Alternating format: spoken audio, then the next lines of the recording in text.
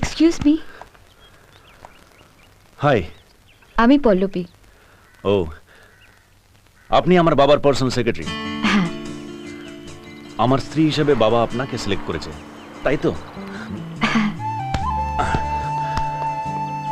আপনি তাহলে এই এগ্রিমেন্টে রাজি? এগ্রিমেন্ট? আমাদের বিয়ের এগ্রিমেন্ট। বিয়ের এগ্রিমেন্ট? সে কি, আমার বাবা আপনাকে কিছু বলেনি? এগ্রিমেন্ট অনুযায়ী আমাদের বিয়ে হবে 1 বছরের জন্য। এই 1 বছর পর যদি আমাদের মনে হয় আমরা সারা জীবন একসঙ্গে থাকতে পারি তাহলে ভালো, না হলে আলাদা হয়ে যাব।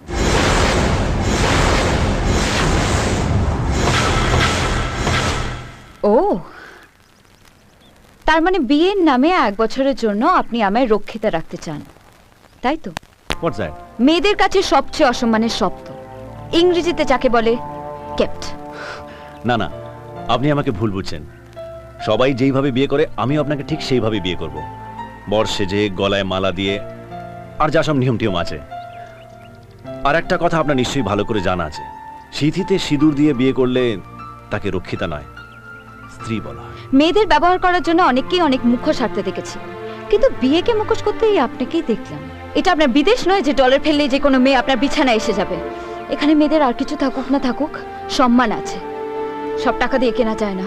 আরে শুনুন শুনুন, আমাকে দেখে এরকম মেয়ে মনে হচ্ছে? ভালো লাগলে সবার ঘরে নিয়ে যাবেন, ভালো না লাগলে রাস্তায় বের করে দেবেন। 1 বছরের জন্য আমি আপনার পাপোশ হয়ে থাকতে পারবো না যে পুরনো হয়ে গেলে ফেলে দেবেন। আরে আপনি তো দেখছি রেগে আগুন হয়ে গেছেন।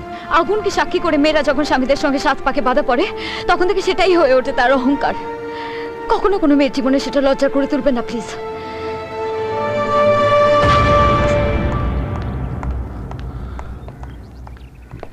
Shit!